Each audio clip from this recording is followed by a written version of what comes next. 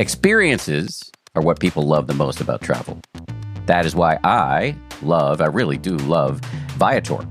They have over 300,000 bookable experiences and something for everybody, from walking tours to extreme adventures. Plus, Viator's travel experiences have millions of real traveler reviews, so you have the information you need to book the best activities for your trip and your people.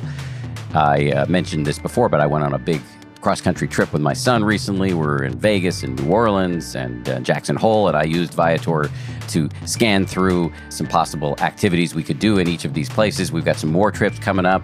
We're going to LA, and I plan to use Viator to find us some cool things to do in that time. It's actually a great way for Alexander and I to mutually get excited about the trip. And with summer upon us, actually, when many of us taking trips, now might be the right time for you to check out Viator yourself. Download the Viator app now and use code Viator10 for 10% off your first booking. One app, over 300,000 experiences you'll remember.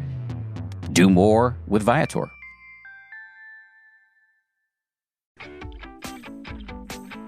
From ABC, this is the 10% Happier podcast.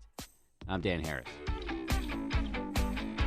One of the things that annoys me the most about the meditation world is that it is, by reputation and sometimes, frankly, by design, for whole food shoppers, upper middle class white people. And I don't hate those people. I am one of those people. I shop at Whole Foods and I'm upper middle class and white. But it's baloney and malarkey that this is just for one small privileged set of people. Meditation was invented 2,600 years ago by an Indian guy. And by the way, that's just one form of meditation. It's been around for millennia, practiced by all sorts of people who are not living on the Upper West Side of Manhattan. And in fact, in the United States right now, it is being practiced by all sorts of people with all sorts of socioeconomic backgrounds and all sorts of racial backgrounds. And so the idea that this is just for one select group of people, I find very, very annoying. And so I'm very pleased to have as my guest today somebody who is bringing this practice into some places that I think some listeners are going to find very, very surprising. The first time I ever heard Ali Smith give a public presentation. Ali Smith, by the way, is the co-founder and executive director of something called the Holistic Life Foundation, which I will explain in a minute. The first time I ever heard Ali speak publicly, along with his brother Atman and their colleague Andy, he got a standing ovation. And I was one of the people standing and hooting and hollering and clapping, and I had never met him before. Why did he get a standing ovation, and why was I one of those people standing as part of it? Because what he does is incredible. Ali, as part of the Holistic Life Foundation, goes into some of the toughest neighborhoods in one of the toughest cities in America, Baltimore, Maryland. He goes into some of the toughest neighborhoods, to the toughest schools, and says, give me your toughest kids. And he then teaches those kids yoga and meditation, and the results have been phenomenal. And I'm not talking about anecdotal results. I'm talking about scientific studies, which we will get into, showing that they've had real benefit for real human beings who really need it. So anyway, that's my long introduction to you, Ali. I make no bones about the fact that I'm a fan, and I'm very grateful to you for coming on. Thanks for having me. So I want to talk about everything you're doing now, but let's step back for a second because your background is very interesting. How and when and why did you come to meditation? I'd say the first thing that got me into meditation was my dad's prostate problem back before I was born. He had a prostate exam. He hated the experience because he had a problem with his prostate, and his best friend taught him a couple yoga poses, and he wanted more. So as he learned more yoga, he got into meditation as well. He started off with hatha, got into meditation, and then me and my brother were kind of born into it. We grew up in a self-realization fellowship church, meditating every day. Our dad would have us meditate every morning before school, and meditation was just a part of our lives. And so this is you were growing up in inner city Baltimore. Oh yeah, we grew up in West Baltimore, right in the heart of where The Wire was filmed and the riots happened last year. So heart of West Baltimore. Our experience outside of our homes was similar to everyone else, except for the fact that inside of our homes we meditated every day. So you have referred to it, this is your term, you said you were raised by hippies in the hood. Totally. My brother coined that term. Ottman comes up with that one. Hippies in the hood, that's what we called them. We were vegan, we were meditating, we went to a Quaker school. My parents spent a lot of time taking us camping and in the outdoors. So like back then we were the lame kids, now we would have been the cool kids. Yeah. So be a little bit more specific. What kind of meditation were you doing? So it was started off in the self-realization fellowship method. It was like a subjective meditation was what they called it. So it was a lot around focusing on your inner light, and the inner same light that shines in me is the same light that shines in you and everybody and everything else. But it's taking the time to still your mind and still your body and focus on that light so that it can shine through your meditation. And then when you're finished meditating, it's still kind of shining through you in your actions and your words and your deeds and in your thoughts. How do you see the inner light? You close your eyes, and do you need to see it, feel it? Tell me a little bit more about that. All the above. So it starts off with like kind of traditional yogic meditation with pratyahara, which is withdrawal of your senses. So you pull your senses from the outside to the inside. So you're going to see the light, you're going to feel it, you're going to hear it, you're going to taste it, you're going to smell it. All your senses are withdrawn into that light, and then you learn to focus on it, and you can meditate on it with the end goal of becoming one with it. And when you say the light, what do you mean by that? Just kind of the fact that the lights are on in that we're alive? More like that universal energy or universal spark with inside of everybody and everything. So it's just that force that is inside of everything and everybody that's like the similarity and like the part of me that's in you and the part of you that's in me, and just focusing on that. And what is this church that your dad was? It's called this. It's in the self-realization fellowship lineage, autobiography yogi. The church we grew up in was called the Universal Church of Absolute Oneness. So this is Hindu stuff. Oh right? no, not at all. No? It was totally. I thought autobiography of a yogi was written by Yogananda. Yogananda. Yeah. So the way that it worked was Yogananda they started churches, but churches were based on all different types of faith. So there was a big sign on the wall that said, "Truth is one, men call it by various names." So it was the base for a church was always the Bible, but then it would go to the Bhagavad Gita or the Quran or the Torah or Native American spirituality, anything just to show the underlying truths in all religions, so that religion wasn't what it was based. It was more of a spiritual church. But the meditative technique was that a Hindu technique? Because I've come up more in like sort of secular mindfulness / Buddhism, and that's something that I've never heard of. So I'd say it's more of a yogic form of meditation. Like I don't consider it a Hindu really, because there's no mantras involved or anything. Maybe an Om, but you can go to a yoga class and hear an Om, but it's more of a spiritual form of meditation than a religious practice.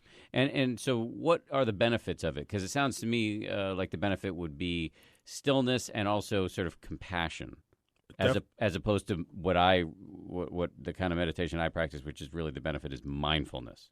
So, I mean, I think there's a lot of benefits. I feel like it definitely gives you the stillness. It definitely gives you the compassion. I'd say interconnectedness, like connecting with yourself and with others becomes a lot easier. And I think a big part of it is like putting up that kind of shield in the morning before you go out into the world and you have to deal with all that stress, and then kind of burning off the stress that you do pick up at the end of the day. I know one of the things our teacher always used to tell us was start your day and end your day in the light, and you'll notice the difference. And so you were meditating as kids, and I'll pick up the story a little bit, and you tell me where I'll go wrong. But then you and your younger brother Atman went off to college at the University of Maryland. Is that right? Yep. And that's where you met your friend Andy. Yep. Whose last name is eluding me right now. Gonzalez. Mm-hmm. And so what happened there? Out on the party scene, meet Andy, start hanging out and talking, and realize we see the world in pretty much the same way. A lot of suffering that was unnecessary, and it kind of seemed like people didn't really care about it. And we started asking questions, and we weren't really happy with the answers that we found. So we started reading. We read more during that, I guess, year period than we did in any of our other 4 or 5 years of college, however long we were there. But it was like we wanted answers, and it led us back to meditation and yoga and mindfulness and contemplative practices. Answers to what specifically? Why we're here. You know what I mean? Like, what are we doing here? Like, there has to be more to it than just graduating from school and going to get a job and buying a house and waiting for retirement and waiting to die. You know what I mean? And like we said, we saw a lot of problems that didn't seem necessary, and people didn't really seem to care about them. So we wanted to do something. Like, there had to have been more to it that we weren't being given the answers to. What problems were you bothered by? I was an environmental science and policy major, so I mean, I saw a lot of environmental problems that seemed like okay, we have one planet, so I mean, we got to do something to protect it. And then Ottman was a criminology and criminal justice major, and a lot of our friends, for whatever reason, they were in the criminal justice system as kids and then as adults, and Yeah, and I think just the lack of caring and empathy and compassion that people had for themselves and others seemed to be the biggest problems. And so it brought you back to meditation. Hmm. And so had you lapsed in your practice? Oh yeah, we had totally lapsed. Once our parents got divorced, we weren't really daily meditators anymore. We probably went. I mean, we still would go to church every once in a while, and they had meditated church. We went to a friend's school, so there was meaningful worship and the moment of silence before things started. But it was just, yeah, our daily meditation practice had really lapsed. And so you started again in college. Oh yeah, jump right back on it. And the same kind of meditation, or do you move to something different? Different forms. That we studied as many forms as we could, because we knew that. I don't think we knew that why we were studying so many forms of meditation. In the end, it was because I think it was because somewhere deep down we knew we wanted to share it with other people, and we knew that we couldn't teach one form of meditation to everyone, and people wanted different things, and we couldn't really go into like an elementary school talking about focus on the light inside of you and Om and like that. That's not really going to work. So I think somewhere deep down, subconsciously, we may have known that we needed to learn all these forms of meditation, but yeah, our personal practice is what it is, and then what we teach is something a little different. So your personal practice right now is still what you described earlier? It's a lot of different things depending on the day and what I got to get prepared for. I mean, because there's tons of different forms of meditation, so it's just depending on where I am, what stresses I have in my life, what stresses I may not have in my life, or what I want to do. I'll do a certain form of meditation, but that one where I focus on that inner spirit or that inner light inside of me is one that it's a go-to. So the three of you guys graduate from college, and you're trying to figure out what you're going to do with your life, and you made an interesting decision. What was that? To start a nonprofit organization, which we had no idea how we were going to do it. We had no idea about really what a nonprofit was. The only thing we knew that you had to have a nonprofit to get grants from the federal government. And you wanted to do what with this nonprofit, with this money, and with this organization? Initially, we were going to save the world with federal grants.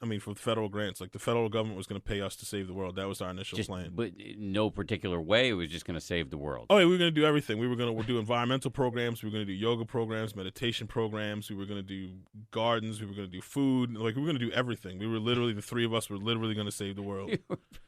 You were pretty idealistic. Oh, yeah, totally. I mean, now we look back at it, we can laugh because three people can't really make a dent in a neighborhood. But, I mean, that was where the genesis for HLF came from. Well, okay, you've made more than a dent, but we'll get to that in a second. So what did you ultimately settle on as the thing you were going to do? We were going to do environmental programs, and we were going to do yoga programs. Mm-hmm. Those are two things we were going to do. We came with a name, and we weren't really sure how we were going to do them, but those are two things we're going to do: environmental and yoga programs. So as I understand it, and having talked to you about this before, the first step you took was to actually go to the local elementary school in the neighborhood where you grew up. So that was like the first step was we were like sitting around doing pretty much nothing. Like we had our practice and that was it. And we would pick our mom up from school that she was working at. She was doing a social emotional learning program in an elementary school, and the principal would see us every day and be like, there's no guys working at this school really. Would they want to coach football? So then we got approached first by the principal at Windsor Hills Elementary School. And she wanted you to coach football, and you said what? Initially we were like, yeah, we'll do something. But I think with our practice and the way that we felt from our practice, we were like, we got to share this with other people. And went back to her that Monday and we're like, well, can we do an after-school yoga program? And she was like, well, honestly, I don't care what you guys do. As long as you guys are working with this group, you can do whatever you want. And if she gave you not her most well-behaved children. Oh, no, we got all the quote-unquote problem kids. We got the kids that were beating each other up, that were getting kicked out of school, that were getting suspended, that were constantly in detention. And those were the group. That was a group of 15 we started with. By the end of the year, it grew to 20, but it started off with 15 kids. And when you took these kids, how old were these kids? All in the fifth grade. Fifth grade. Okay, so 10-year-old kids, and you said, you guys, we're going to teach you yoga and meditation. What was the response to that? They thought we were crazy. I mean, because now yoga is really popular, but in 2002 when we started with them, yoga wasn't as big, particularly not in Baltimore. So it was just, they looked at us like we were crazy. They were like, you guys, I mean, but we bribed them with basketball after yoga or kickball or dodgeball or something. So it was like, okay, if you guys do yoga, then we can do this. If you guys do yoga for a week, we'll go on we'll have a pizza party. If you guys do yoga for 2 weeks, we'll go on a field trip. So it was just anything to kind of get them into the practice, a lot of bribery or incentives, as some like to call them. But, I mean, we got them to start doing the practice. I condone every step you've taken, at least thus far. So, and did you find it worked? They were willing to do once the pizza was procured. They were willing to do the yoga and I guess some breathing exercises. Yes, it was physical yoga, some breathing exercise, and some meditation at that point. But it worked. I mean, and I think they started to feel. I think we caught the kids once they started to feel that inner peace that you get from first the movement, then the breath, and then sitting and being still, like still in your mind and still in your body. And they weren't getting it anywhere else. It was just something that they felt a little different, but felt really good to them because in a world of chaos around them, and even inside their minds, a world of chaos, they were finally getting stillness. So that I think that's what caught them. What tell me about the worlds of chaos in which that these kids inhabited. What was going on in their homes? Um, Baltimore is pretty well known for like being high up on the list of negative statistics for cities. I mean, the people there, strong people, resilient people, but there's a lot of negativity going on, whether it's drugs or violence or, I mean, anything along those lines. The ACEs scores are really high for young people in Baltimore. ACE, adverse childhood experience. Yes, like Yeah. very very high, like shockingly high when we actually looked at the numbers. So like child abuse, neglect, Mm-hmm. sexual abuse. Sexual abuse, parents being incarcerated, like any of those that you can pick, like the kids have gone through, lots of them. And these 15 to 20 kids you're talking about, like they had drug abuse in the family, maybe prostitution in the family. And they were going through any and everything you could possibly think of. Some of them had it a little better than others, but some of them had the worst of it. So some truly well earned anger. Oh yeah, definitely well earned anger. I mean, we were breaking up fights pretty much every day for the first maybe 3 months of the program. Like literally 1 or 2 fights every single day we broke up. Then the fights started to dwindle. The amount of kids in detention started to dwindle more. None of the kids were getting suspended, and then like the parents and the teachers and the principal had actually come to us because we were in the back part of the building, so no one knew what we were really doing. But they would always say, "Whatever you guys are doing, keep doing it because it's working." So when you say it's working, what do you mean? So the kids went from reacting to responding to things that were going on around them. Like they learned the ability to kind of take that pause between just someone saying something about them and punch them in the face to stopping for a second and maybe walking away and going to breathe. They were able to focus better in class. They weren't getting in trouble. Like they were just less impulsive, and they were able to kind of regulate themselves a lot more in any situation at home or at school. What I know we just said yoga, breathing exercises, and meditation. Can you just break that down a little bit? What exactly were you teaching them? Okay, so we did a lot of movement because we saw first that they had a lot of energy, so we wanted to yeah. kind of get them to just be able to still their bodies. And so the movements to still your body, the breath work. Some of it's like pranayama techniques from yoga, but we kind of take all the Sanskrit out of it and let the kids name the breath work, and it just kept it pretty simple, just stuff that was going to help them still their minds. Like what kind of names did they come up with? The taco breath, the stress breath, the Bigfoot breath, the snake breath. What is taco breath?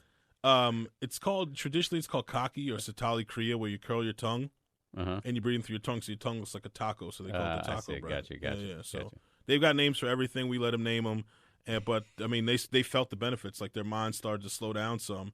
Then they were actually able to sit, and their bodies were still, and their minds were still, or still are, and then they were able to kind of start the meditation process. So what kind of meditation were you teaching them?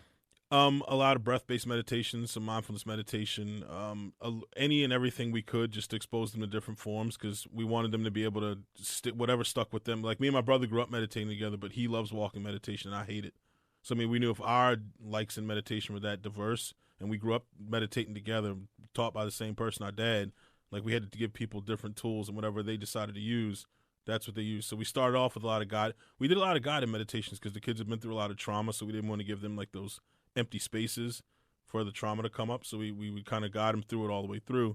But then after a while, when they got comfortable with it, we would just be like, all right, you guys, it's time to meditate. And everybody would just get silent, and they would do whatever practice they spoke to them. Any stories from that first year that stick out of people, of kids and transformations you saw? All right, so there was one kid that fought literally every single day. Literally every single day. His mom even told him at one point that if she finds out that anyone hit him and he didn't hit them back, that she would whip him herself. So he was like constantly on edge, constantly fighting. And at one point he bit a kid in the forehead, and the kid's forehead started bleeding. Like it was a mess with him. And then by the end of the year, this kid was like leading the classes and doing breath work, like leading the breathing exercises, leading meditations. And at the end of the year, he was like a totally new person. Wasn't beating me. I mean, he was good. Like he wasn't like one of those kids that would fight all the time and get beat up. Like I don't think I've ever seen him lose a fight from fifth grade all the way through adulthood. But he was just one of those kids that learned to calm himself down. And then as an adult, he became one of our best teachers. Wait, so that kid's working for you now? Not anymore. He worked for us for maybe like 4 years. 4 or 5 years he worked for us and was an amazing, amazing teacher. What's he doing now? He's doing transportation for like people with disabilities. So this kid was headed towards something almost certainly pretty bad. His mother was telling him some pretty negative stuff, and he was fighting all the time. And he went on to become a yoga and meditation teacher, and now is driving people with disabilities. Yeah. So that is a completely different life trajectory. Yeah, I mean, he's one of those people that'll tell you, like, if it wasn't for having the program and Atman Andy and I in his lives, that he probably would either be dead or locked up, because that's the trajectory. That's where he was headed. And is this unusual, or do you see a lot of this? No, I mean, actually, most of our staff are former students of ours. So a lot of the kids that we worked with from fifth grade, and I guess the group from our neighborhood we started with in the second grade, most of them are our staff. So they're kids that were those bad kids that were going through a lot of things that the practice helped, and they want to give back and help other people with it. But for you to see these kids who, odds are heading toward a life of incarceration or death or crime, to all of a sudden be doing something that is sort of undoubtedly constructive, what's that like for you? I mean, I think it shows me that like there's like everyone has a good heart. You know what I mean? They might not have the opportunity or the push in the right direction or the outlet for that energy. So they've got all this energy. They're going to use it for something positive or something negative. So all their outlets are negative. So they're using it for negative things. But once you give them the opportunity and the resources and particularly someone to support them, they're going to use that energy in a positive direction because they want to uplift their communities. They don't want to be stressed out. They don't want to have to worry about getting locked up or killed or murdered. Like, they want to help, but they just don't know how to. Take me back to 2002. I mean, how did you guys know what you were doing? I mean, a lot of people, I've been meditating for, 7 years or something like that. I am very careful not to call myself a teacher because I can barely get my own meditation practice together. You guys were kids, and you were teaching very vulnerable kids how to meditate. How did you know what you were doing? At the time, we really didn't. We were kind of just helping. You know what I mean? Like, we didn't start right away with meditation. Like, I feel like the physical practice we jumped right into, the breath work we kind of eased into, and the meditation was more along lines. It started off as like, okay, let's just practice on being still. Can you lay here and be still and watch a couple breaths? Like, it started off really, really slowly. And I think as we became more experienced, then we got deeper into the meditation practice with that group. We stuck with that group for 5th grade through 8th grade. So we were with them for a while. And I think by the time they got into 7th and 8th grade was when we started to deepen the meditation practice that we did with them. And so this is 2002. The program started to grow at that point. In what ways?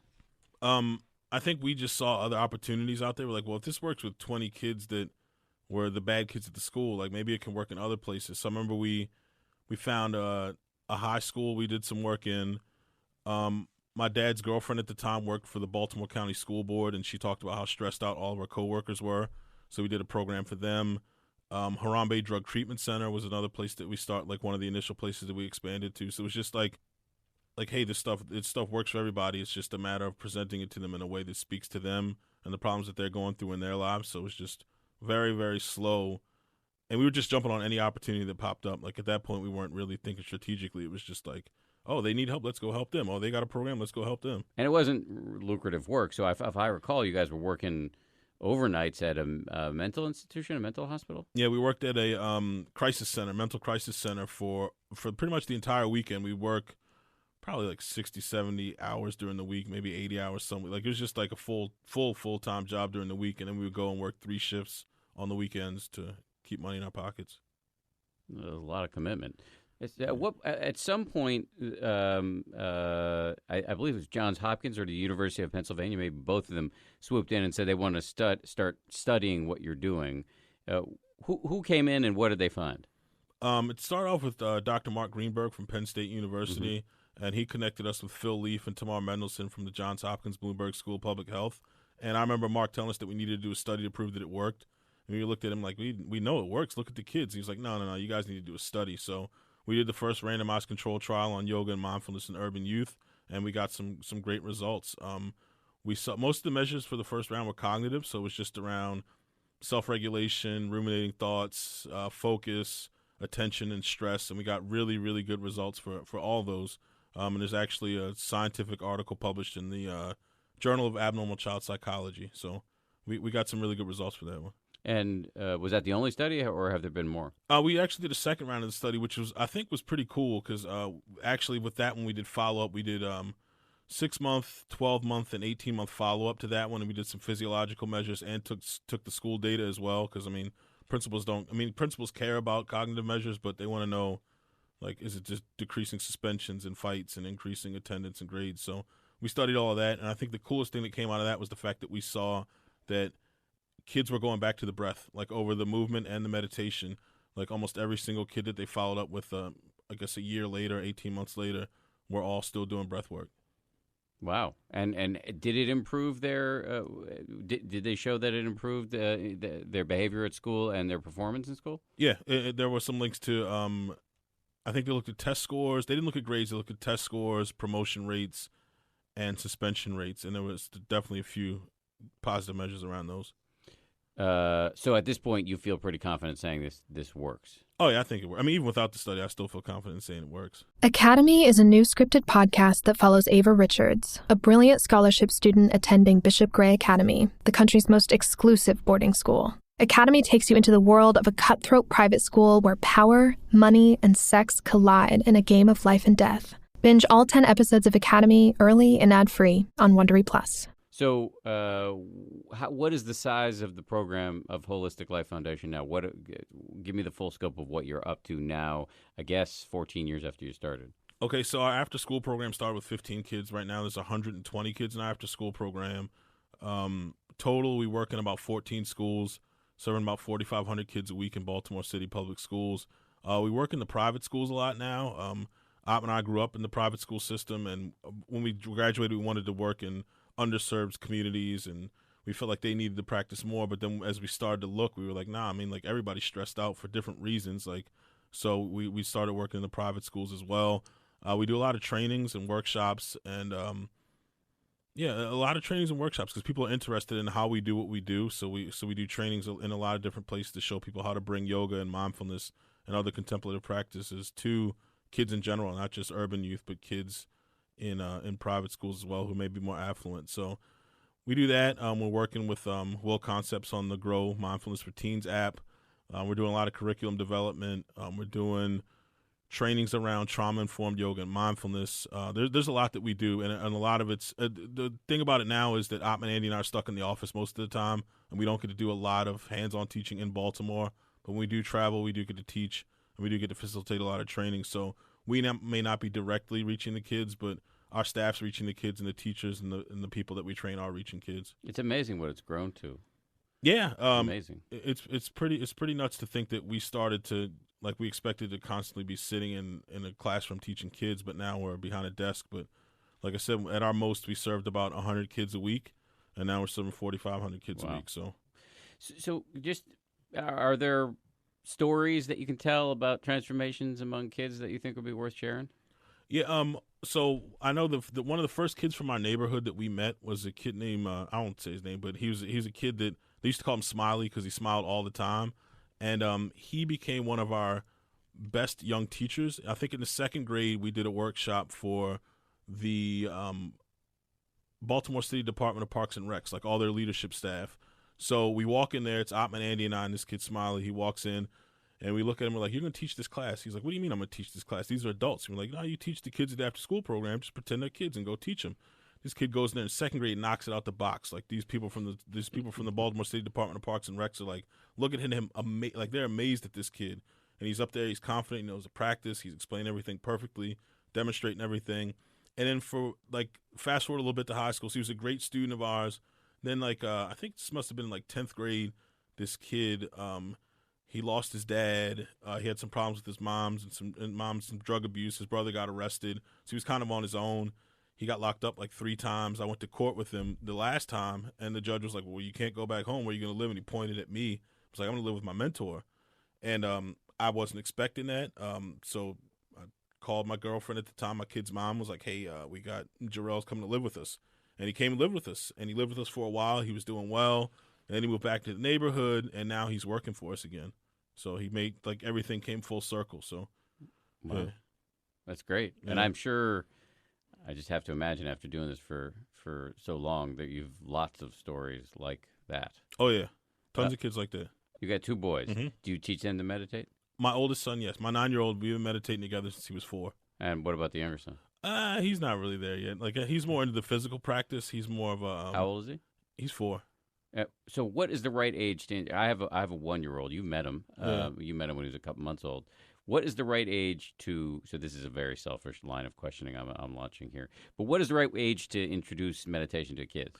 So I think it differs from kid to kid, but I think it's once they start asking the right questions. I know my oldest boy, Asama, like at the time when he would start to look at me meditating, then he'd start like mimicking me when I was doing my physical practice or doing some breathing exercise. Then he started asking questions about like, well, what is that? And why are you sitting still? Why are your eyes closed? And I'm like, well, you really want to learn? So it wasn't me forcing upon him. It was just me answering his question.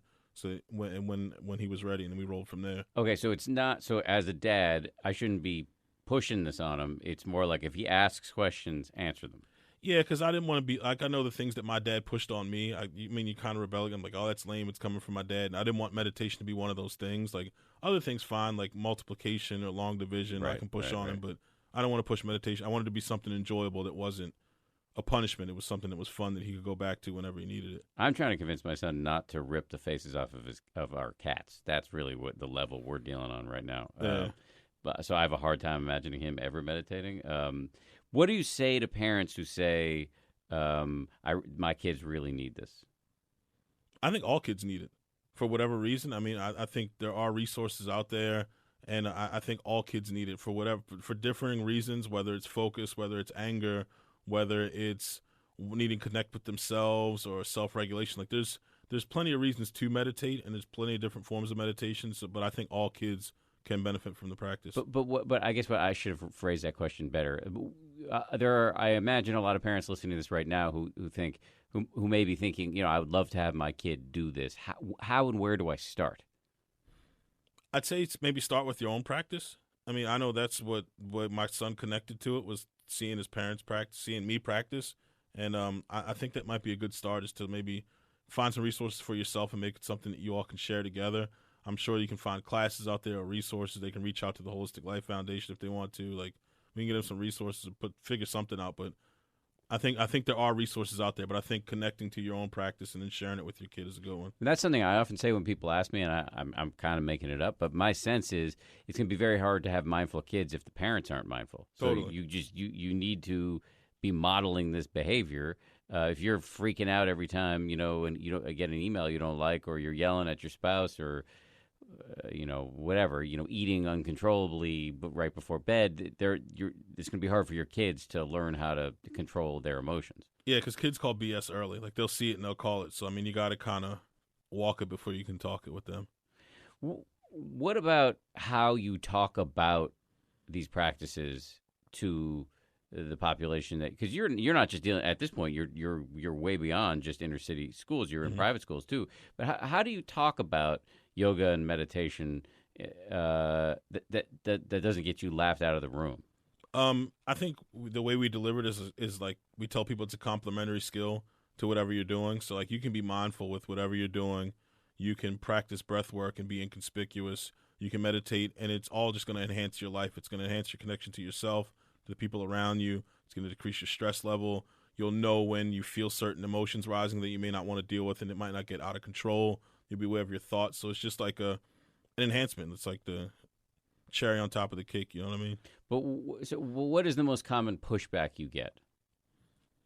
I mean, in terms of skepticism, people saying, this is whatever. This is what? I don't know, BS or lame, or what kind of skepticism do you confront? So surprisingly, we usually don't get skepticism. Really? I mean, because we've gotten good at delivering it in a way that it resonates with people. So the way we deliver it to a group of pre-K kids at a private school would be different than how we delivered it to kids at an underserved urban high school.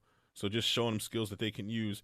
And a lot of experiential practices, like where the kids can feel what's going on. So it's not a bunch of theory. It's like they're embodying the practice and they know what it's about. Well, Joel, tell me more about that. So you walk into a underserved high school in the inner city, and it's the first time you're meeting these kids. What do you say? How do you talk to them in a way that gets them even willing to entertain the notion of meditation? I mean, we talk about the lack of peace in their lives because, I mean, most of the kids are dealing with a lack of peace. We learn through working in high schools that most high school kids, particularly I don't know if it's particularly in the underserved communities that we work in, they don't sleep very well. They're stressed out a lot. They're angry about a lot of things. They don't feel connected to anyone or anything. And we explain to them and actually get them to feel how the practice does that.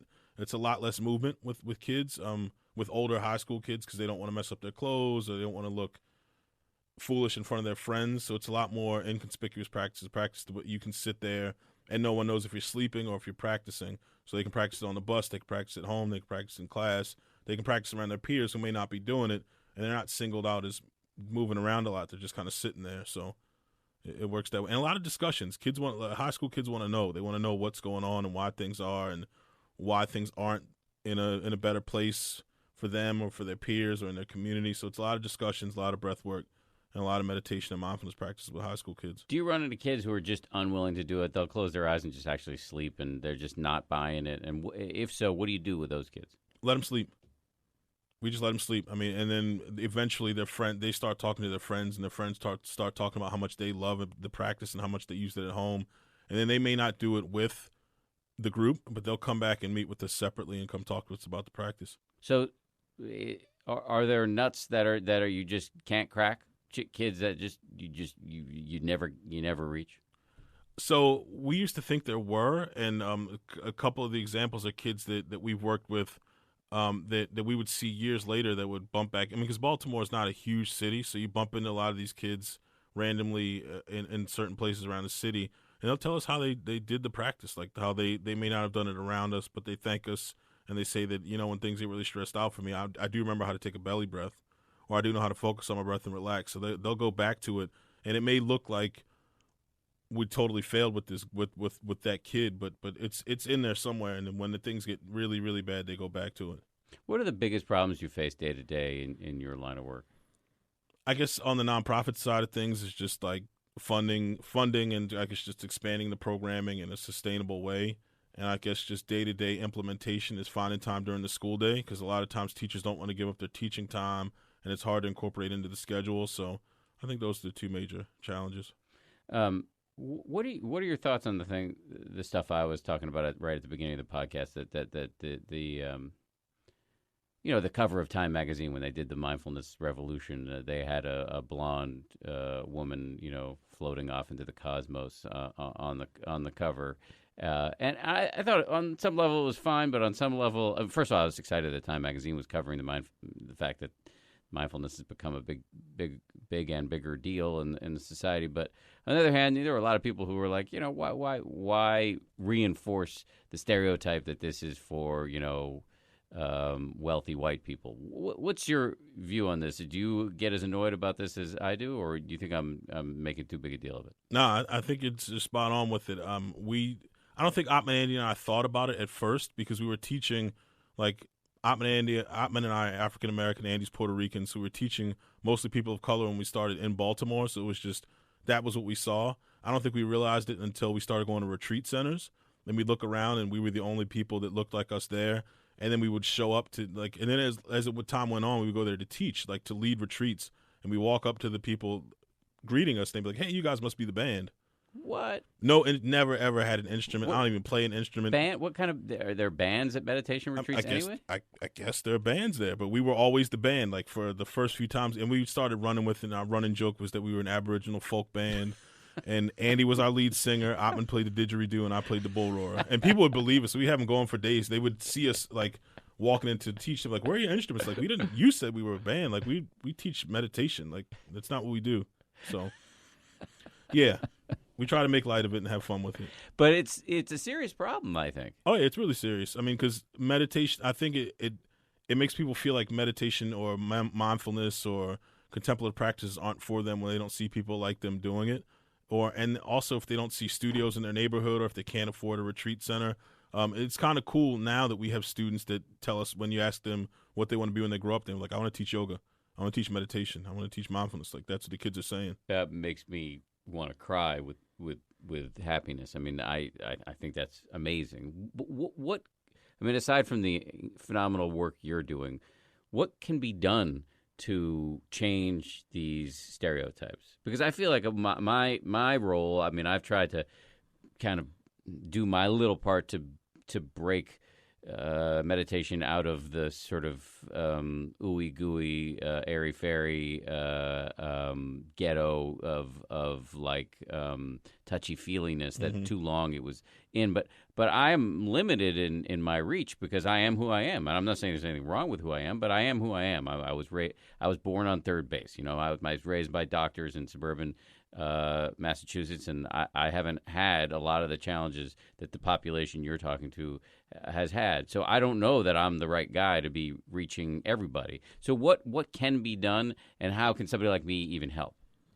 I think just shedding light on people who do look different than the cover of Time magazine, you know what I mean, on the work that they're doing. And also, I mean, so one of our best volunteer of all time at the Holistic Life Foundation, a lot of people would ask us, though, I don't look like you all, I can't really do this work, but our best volunteer of all time was about 6 feet tall, blonde, and talked like she was from Northern California, and the kids loved her because she was herself. She was authentic, and she was always herself. So I think it's just one of those things, like, you can go and introduce people to the practice. I mean, people know you, people know your face. So, I mean, it's just one of those things, like, you can introduce them to the practice and show them that, like, it is for you. It is for everyone. So I think you can give back in a lot of different ways that may not feel comfortable, but as long as you're authentic in yourself, it resonates with people, and they feel the love, and you can get them to experience the practice, and they roll with it.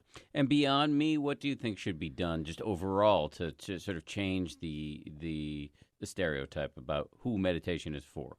I think just making it accessible to everybody, as many people as possible, and as many forms as possible, and not just having it be a cookie cutter of this is what meditation is, but really introduce people to different styles of practice so that they can pick what's right for them. And then it's just something. And one thing we do is we do reciprocal teaching. So our kids that are in our after school program or in a program that we run, we'll let them lead the practice and explain to them how it works. And then they go out and spread it into their community, because we never were able to get parents in for parent programs, but the kids would go home and share the practice with their parents. So it shifted the culture of our neighborhood without us actually having to work in our neighborhood. The kids did that for the most part. So do you still live in that same neighborhood? I don't anymore. Ottman and Andy do. So I got 2 kids, so I had to relocate a little bit, but Ottman and Andy still live there. And do they think that neighborhood has really changed? Oh, it really has. I mean, we're around there a lot. It's just the culture has changed a lot. Instead of not being able to interact with your neighbors because you didn't trust them, now it's like everybody's walking around and they're interacting with each other, and they're asking us like, I still go around there like, hey, yoga man, what's up? Like, or like asking questions about meditation to help them with smoking or their stress level, or what's the first stage of medicine. So, like, even the conversations are starting to shift and change. So you really think just being there for the last 16 years, do I get my math right on that? 14 years, that actually the way the neighborhood, the way people in that neighborhood treat each other has changed, even if just a little bit? Oh, yeah, I know it has.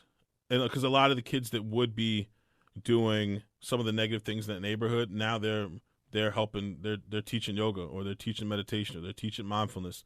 And their friends that are incarcerated or doing negative things are seeing what they're doing, and they're like, "Well, wait, you make more than me.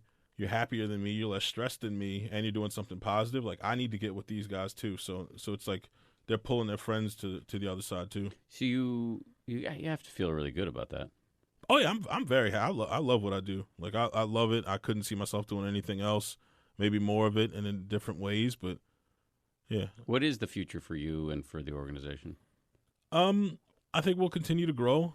I think we have to look at scalability in a realistic way, just because at some point, I mean, we're in a lot of schools now, but it has to be, our model now is training teachers to go into those schools. So if Baltimore City Public Schools came to us and said, hey, we want you in every single school in Baltimore City, we're working on being ahead of the curve for that one. Or if another school district comes to us, we're looking at possibly a hub like in another city, because, I mean, we think the best solutions are homegrown, and we're about training people in their actual place to do more work. We want to do more trainings. We want to expand what we do.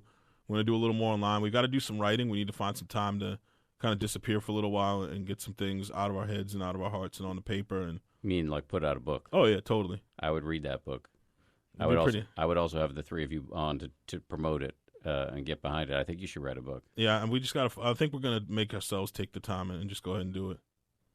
I mean, the story that you have to tell is phenomenal. What is, just out of curiosity, we talked about this a little bit before, but just walk me through your daily practice. So my daily practice is a lot around. I have a meditation I do in the morning. I'll meditate in the morning. I'll do some mantras. Like my own personal practice is different than what I teach. Yeah, your own practice. I'll meditate. I'll do some mantras. And a lot of it is about like off the mat yogic practices. Like I'll do like bhakti yoga, like when I'm pissed off at someone, like working on seeing the light in me and the light in them, despite how angry I may, or how I feel they may have justifiably made me mad. Just trying to work through that and still see the light in them and related to the light in me. Being aware. So let me just stop you there. So somebody has cut you off in traffic, or made a big mistake in the office, or your brother is annoying you, or whatever, and you try to recognize your shared humanity. Exactly, like the connection you have with that person, which is, a lot of people say it's the hardest and the easiest form of yoga to practice, to love someone when they've wronged you, and particularly when you feel it's unjustified, but still at the same time you still share that deep connection with that person, and you share humanity, you share a universal connection with them, and it's hard. But how often does it work? I mean, if you practice it works all the time. Really? It's just the hardest part is actually getting to that point, like getting past your ego saying that you're justified in being angry, and once you can get past that, then you can really start to love them. And in the formal meditation practice you're doing in the morning, how long is that? 5, 10, 20 minutes? So there's different. So there's one that I practice that's 31 minutes, and there's another one I practice that's just I go until my mind tells me to stop. What is the 31-minute? It's an old Kundalini meditation that I practice, and it's probably never heard of it. But I don't know what Kundalini is. It's a form of yoga, so it's just an old Kundalini meditation that I practice. So it's yoga movement. No. It's actually still. It's just it's mantra based. I see. Focus on one of your chakras. So you're a mantra, and you're focusing on a chakra. How can you do that? You learn to do it. Okay, so it becomes easier. You're focusing on one part of your body, which is a chakra, right? Yeah. This is stuff that I'm not. Yeah, one of your energy centers. You're focusing on your third eye, they call it. Yeah. Okay, so the space between your eyes, but a kind of above, and you're repeating a mantra to yourself silently. And you do that, and that's the 31-minute one. That's the 31-minute one. You set a timer for that? Yep. I got a cool little gong app on my phone that works. The Insight Timer? I should get the Insight Timer. Yeah, the Insight Timer. And also, my kids really love the Muppets and that Manamana song, so that's my timer sometimes, too. And the other one that you go for just as long as you feel like going, what is that? That's the one I used to practice when I was little at my heart center, and just focusing on the light inside me and just going as deep as I can into it. Gotcha. It's interesting to hear about your practice because, mine is so much, I guess, I don't know, drier, is that the right word? Where it's much more based on just watching my breath coming in and out, or just trying to non-judgmentally note whatever is coming up in my consciousness. It's a lot less. It's a lot simpler on some levels. I mean, I don't think I think it's what's right for each person. You know what I mean? So whatever's right for you, that's what you roll with. I mean, I don't think it's like what I do is right for me, what you do is right for you, what everybody else does is right for them. As long as they're meditating, I don't think there's anything wrong with it. Do you ever have really bad days where you're like a complete jerk to people? If I don't meditate, you can tell. Like, there's a difference between meditating and non-meditating, Ali. I try not to go 2 days without meditating. Your girlfriend's here. Does he, just yes or no, does he ever act like a jerk? No? She's saying no. She's behind the glass. I'm not sure I believe her. There's a difference. She can tell the difference if like we were in Boston doing some programs at a friend's birthday party, and so we were up there, and it was like day 2, like for a travel day on day 1, we didn't get to meditate. It was a long travel day. Day 2, she's like, Ali, what's wrong? She could tell something was off, and then we stopped, we meditated, and then she's like, oh, okay, there you are. So there's a difference. You're pretty cool at baseline. I'll say that. Ollie Smith, co-founder and executive director of the Holistic Life Foundation. If people want to find you, where do they do that? The internet's the easiest place to find us. Our website is www.hlfinc.org. Anything else people should know before we let you go? We love everybody. We're just trying to spread some love, and any way people can connect to the practice, we're down for. And if there's any help we can give you in helping you, your family, your community, just reach out to us. Thanks as always to the producers of the show, Lauren Efron, Josh Cohan, Sarah Amos, and Dan Silver. You can hit me on Twitter at Dan B. Harris anytime you like. If you liked the episode today and you want to hear more like it, you can subscribe to the podcast, rate it, and leave a review. Thank you for that, and we'll talk to you next week.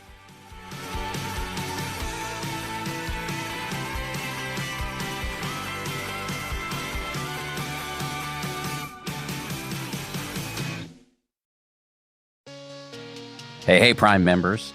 You can listen to 10% Happier early and ad-free on Amazon Music. Download the Amazon Music app today. Or you can listen early and ad-free with Wondery Plus in Apple Podcasts. Before you go, do us a solid and tell us all about yourself by completing a short survey at Wondery.com/survey. When you save on auto insurance for driving safe with USAA Safe Pilot, you'll feel like a big deal, even in a traffic jam. Save up to 30% with USAA Safe Pilot. Restrictions apply.